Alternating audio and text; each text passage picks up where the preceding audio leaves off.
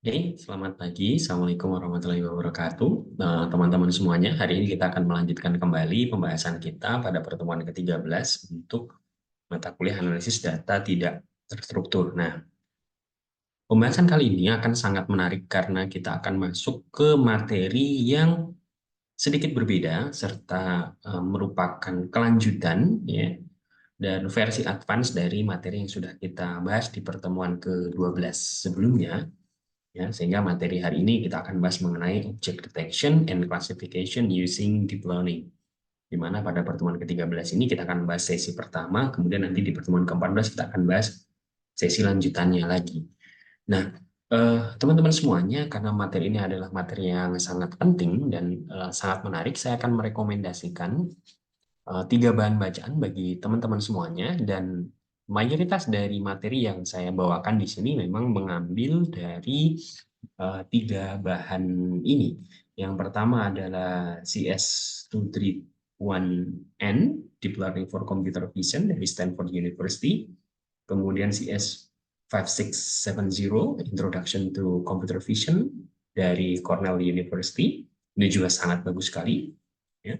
Kemudian yang terakhir ini adalah karya tulis saya ya bersama Kak Wahidia Nur Karim ya, ini mengenai building footprint extraction and counting on very high resolution satellite imagery using object detection deep learning framework yang diterbitkan di Journal Earth Science Informatics pada tahun 2022. Nah, ini adalah salah satu contoh penerapan ya object detection dan deep learning pada citra satelit resolusi sangat tinggi. Nah, teman-teman semuanya, kalau kita ingat pada pertemuan minggu lalu, saya sudah menyampaikan kepada teman-teman semuanya bahwa kita akan memiliki beberapa task di dalam computer vision, mulai dari image classification, di mana outputnya itu hanya berupa label untuk keseluruhan gambar, kemudian semantic segmentation, di mana kita ingin memperoleh area, ya, area dari masing-masing jenis, ya, masing-masing jenis area di dalam gambar, ya. Misalnya ini adalah area kucing, kemudian pepohonan, kemudian langit, kemudian rumput dan seterusnya. Nah, kita hari ini pada kesempatan kali ini akan membahas topik yang lebih spesifik, yaitu object detection, ya. Kemudian di pertemuan berikutnya kita akan bahas mengenai instance segmentation. Nah, di sini kaitannya tidak tidak hanya menampilkan apa sih konteks dari suatu gambar, tapi juga menunjukkan lokasi objeknya ada di mana, serta kita bisa mendeteksi beberapa objek secara sekaligus. Gitu ya. Jadi kalau misalnya di sini kita punya gambar anjing, kemudian gambar anjing yang lebih kecil lagi, kemudian kita punya gambar kucing, maka output dari algoritma object detection kita harus menampilkan uh, penanda yang disebut sebagai bounding box pada masing-masing objek. Anjing dua ekor, kemudian satu ekor kucing. Ya. Nah, inilah yang akan kita fokuskan pada kesempatan kali ini. Nah, teman-teman semuanya, ini adalah salah satu contoh ketika kita sudah pernah belajar pada sesi-sesi sebelumnya, terutama teman-teman sudah pernah belajar mengenai machine learning dan data mining, ya, apa itu akurasi, apa itu precision, recall, F1 score, dan seterusnya. Di dalam object detection kita akan mengenal sesuatu yang berbeda, ya, sedikit berbeda, yaitu misalnya nih, saya ingin membuat ya, object detection-nya itu ingin menangkap eh, pohon kelapa sawit gitu ya dari atas. Nah, maka apa yang kita prediksi, ya, apa yang kita prediksi, bounding box yang kita prediksi, ini yang warna kuning, seharusnya itu sangat berhimpitan dengan kondisi aslinya atau ground truth-nya, kan begitu ya. Jadi misalnya pohon kelapa sawitnya di sini, gitu ya, seharusnya batas dari pohon kelapa sawit ini adalah warna merah, gitu ya. Nah, sedangkan model saya, ya, model yang saya buat misalnya memprediksi pada warna kuning, gitu ya, pada warna kuning.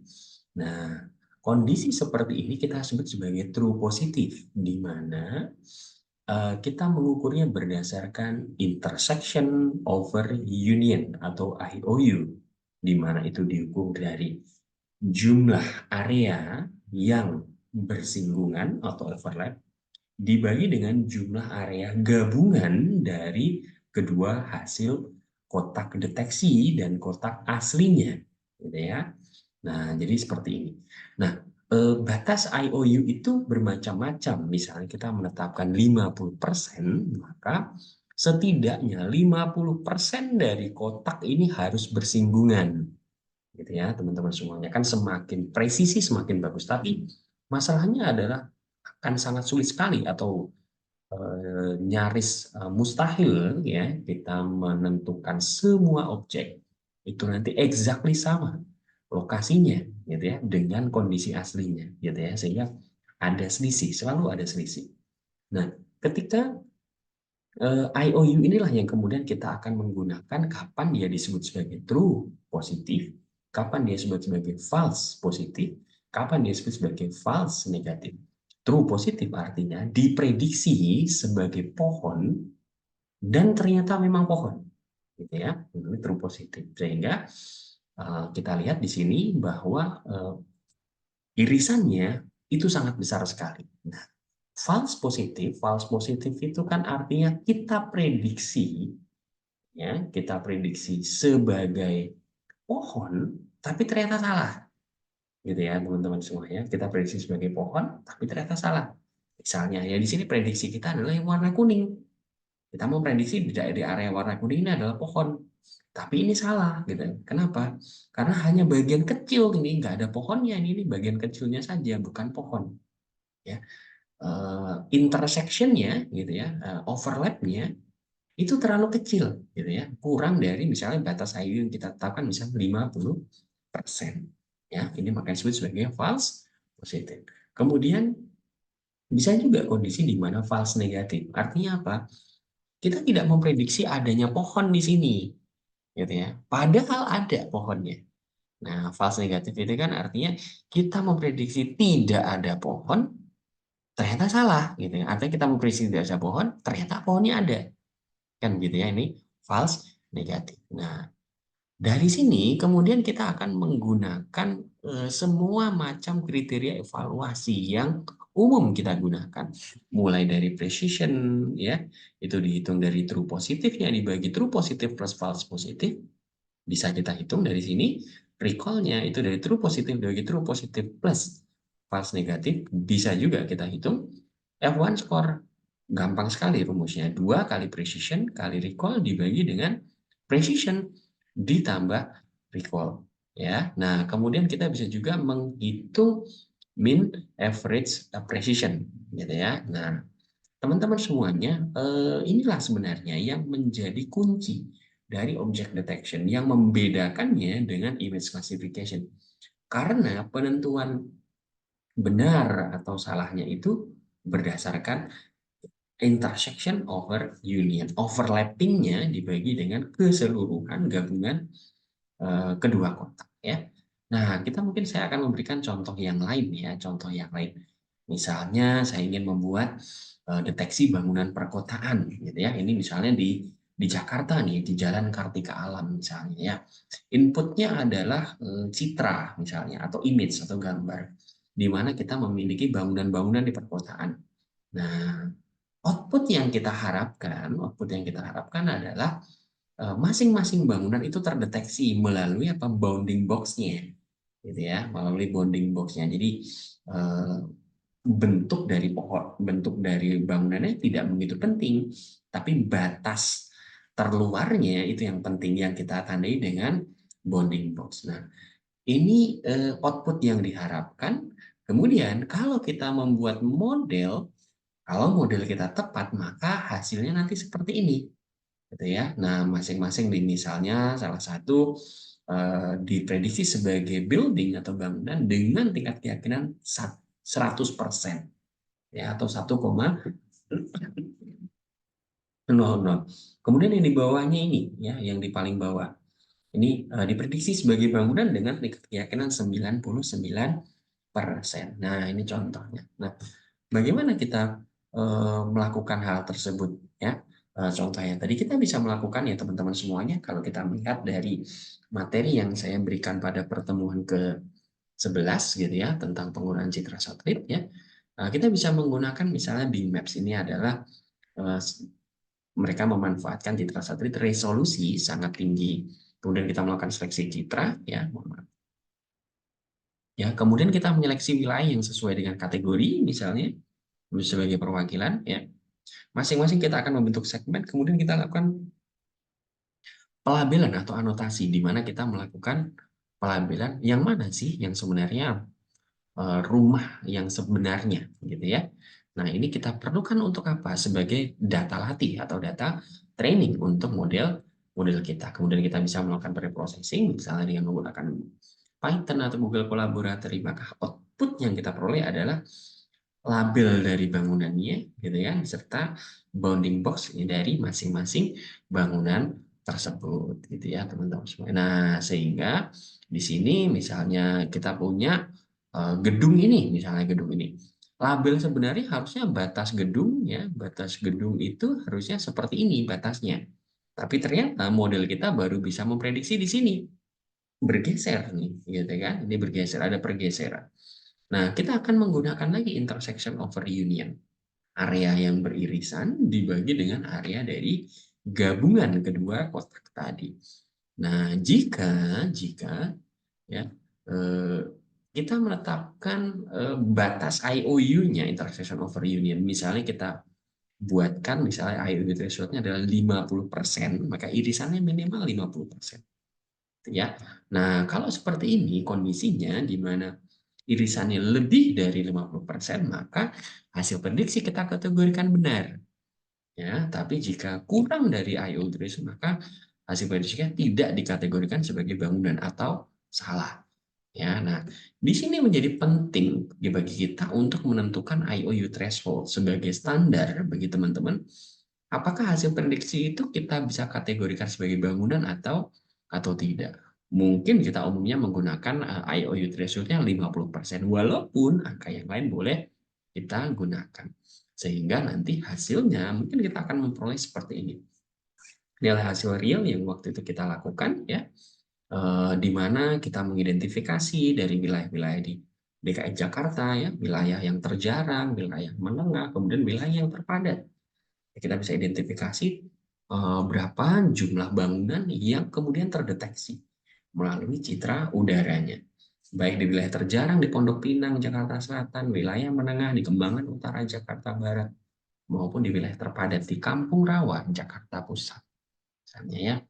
Oke.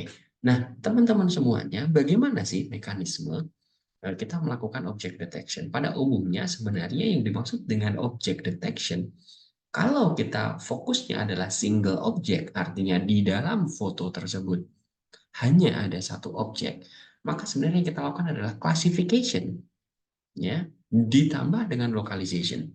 Classification itu artinya memprediksi apakah gambar ini itu adalah kucing misalnya, ataukah anjing, ataukah mobil misalnya gitu ya. Kita menggunakan model deep learning misalnya di sini. Kemudian juga kita ingin memperoleh output berupa bounding box di mana ada titik koordinat awalnya ya, kemudian tingginya, height-nya dan lebarnya. Sehingga kita berharap punya 4 angka di sini ya. Ini harus benar semuanya gitu ya. Oleh karena itu kita akan memperlakukan ini sebagai problem regresi gitu ya. Karena kita akan membandingkan dari label yang sesungguhnya serta lokasi yang sesungguhnya, sehingga kalau kita gabungkan ini menjadi multi task loss gitu ya teman-teman semua. Nah, bagaimana kalau misalnya kita mau mendeteksinya itu multiple objects gitu ya. Misalnya kalau tadi gambar kucing, maka outputnya cuma satu aja, apakah ini kucing atau bukan. Oh, kucing, kemudian lokasinya di mana gitu ya. Titik koordinat tadi X, Y, kemudian panjangnya W, kemudian tingginya adalah H. Tapi kalau gambar yang kedua, ini ada objeknya ada 3, maka outputnya juga harus 3. Gitu ya, outputnya juga harus 3 bagian. Kalau gambar yang terakhir ini, ya, bebek beserta anak-anak bebeknya terusnya menjadi lebih banyak. Nah, artinya apa? Masing-masing gambar memerlukan jumlah angka output yang berbeda-beda. Misalnya kalau tadi kucing, kita cukup outputkan 4 angka. Kalau yang gambar kedua, maka kita perlu 12 angka di sini. Kalau gambar yang terakhir, wah ini banyak sekali, gitu ya. Nah, caranya bagaimana dong caranya? Kita akan mengaplikasikan model deep learning, salah satunya adalah convolutional neural network pada bagian dari crops pada image atau foto ini, gitu ya. Nah, apakah ini nanti kita geser? Apakah ini adalah gambar kotak ini, misalnya gambar yang kita sudah kasih bounding box ini, yang kotak ini, apakah ini objek anjing? Bukan. Objek kucing? Bukan. Objek background? Yes. Ya, betul sekali. Nah, terus eh, permasalahannya apa dong? Berarti kalau kita geser, berarti kan kita harus mengidentifikasi banyak kemungkinan ya di mana ada objek yang ada di dalam gambar tersebut. Banyak sekali, berarti harus dihitung satu persatu, luar biasa eh, mahal untuk melakukan komputasinya karena lama gitu ya. Nah, sehingga kita bisa menggunakan apa yang kita sebut sebagai region proposal, di mana region proposal ini adalah prediksi awal lokasi objek di dalam gambar. Ya, jadi kalau misalnya lokasi objeknya, kalau misalnya seperti ini, kita mungkin mata manusia dengan mudah melihatnya ini adalah kucing dan anjing gitu ya. Tapi bounding box-nya yang mana? Kotaknya yang mana? Ya, nah kita bisa membuat namanya region proposal ya. Oh, misalnya beberapa kotak nanti kita coba masing-masing apakah di sana ada objek yang kita harapkan atau tidak. Nah, salah satu contoh implementasinya adalah pada algoritma atau metode RCNN ya. Nah, region based convolutional neural network. Kalau kita ada mendapatkan input image seperti ini ya. Nah, kita menentukan dulu tuh region of interest-nya dari apa yang kita duga nanti ada objek di sana gitu ya. Kemudian dari masing-masing objek masing-masing batas region proposal tadi kita ambil contohnya. Kita ambil sampelnya yang potongan gambar yang ukurannya misalnya 224 kali 254 pixel. Nah, dari potongan-potongan gambar yang ada ini ya bagian ini kemudian kita akan menggunakan convolutional neural networks untuk mengekstraksi fitur-fitur yang ada. Setelah fitur-fitur yang ada, maka kemudian kita melakukan klasifikasi sederhana. Bisa menggunakan aneka jenis machine learning model. Misalnya dengan menggunakan support vector machine atau SVM di sini ya. Nah, artinya di sini output dari ekstraksi menggunakan deep learning pada convolutional neural network adalah bounding box-nya, gitu kan. Kemudian hasil klasifikasinya dengan menggunakan SVM, gitu ya. Permasalahannya terus gimana dong? Pasti lama gitu ya karena belum tentu yang kita identifikasi kotak awal ini sebagai calon kandidat objek belum tentu benar di sini. Nah, pasti untuk melakukan hal seperti ini lama gitu ya. Nah, sehingga inilah yang kemudian disebut sebagai slow RCNN gitu ya. Nah, ada nggak yang lebih cepat? Ada. Cara lebih cepat adalah kita melakukan ekstraksi menggunakan convolutional neural networks, gitu ya, bisa menggunakan AlexNet, bisa menggunakan PGG, bisa menggunakan ResNet dan seterusnya berbagai jenis arsitektur dari convolutional neural network. Kemudian region proposalnya kita ambil, gitu ya. Kemudian dari masing-masing region proposal, ya kita akan mengambil contoh-contoh dari sampel atau image yang ada di sana ya. Kemudian nanti kita masukkan ke dalam convolutional neural network. Yang tujuannya apa? Tujuannya adalah satu mengklasifikasikan masing-masing objek itu sebagai apa, gitu ya. Kemudian lokasinya. Nah, ini fast RCNN itu ini yang dilakukan. Jadi kalau saya punya gambar kucing seperti ini inputnya gitu kan 640 kali 480 yang terdiri dari 3 channel, maka kita tambahkan 3 di sini yaitu berdasarkan warnanya red, green, dan blue. Gitu ya. Nah, kemudian ini kemudian kita ekstraksi ya. Nah, inilah yang kemudian membuat kita bisa membayangkan ya dari mana nih misal region proposal yang ada ini ke dalam fitur yang akan mau kita ambil dari CNN. Nah, kemudian kita shape ke grid cells-nya. Nah, kemudian kita melakukan membagi masing-masing grid ini menjadi 2 kali dari 2 gitu ya, dan seterusnya. Nah, inilah yang kemudian menjadi kunci ya teman-teman semuanya. Pas RCNN ini dipropos oleh Gersik di tahun 2015 dan ini cukup salah satu yang sangat populer serta cukup mudah untuk digunakan. Nah, masalahnya adalah region proposal atau area yang kita usulkan bahwa nanti di sana ada objek, bisa aja gitu ya, nanti mungkin nggak tepat gitu ya, slightly misaligned, nggak tepat ya. Ada banyak nih kemungkinannya. Jadi kita bisa menggunakan namanya node snapping, di mana pada masing-masing titik nanti kita ambil ya kombinasi sampelnya ya, sampel titik pengambilannya, lokasinya di mana sehingga tidak randomize lagi ya, seperti ini. Nah, gimana dong bedanya antara RCNN dan fast RCNN? Wah, ternyata kalau dari sisi latihannya, daya training time-nya, fast RCNN memang jauh lebih cepat ya, termasuk pada test time-nya ya. Nah, inilah teman-teman semuanya yang ingin saya sampaikan pada pertemuan kali ini ya. Mudah-mudahan nanti teman-teman semuanya bisa memahami seluruh bagian dari materi pada pertemuan hari ini. Kita akan jumpa lagi pada pertemuan minggu depan. Kita akan melanjutkan pendalaman terkait dengan object detection dan penggunaan dari deep learning ini ya. Nah, mungkin demikian yang bisa saya sampaikan, kurang lebihnya mohon maaf. Saya tutup dulu. Assalamualaikum warahmatullahi wabarakatuh.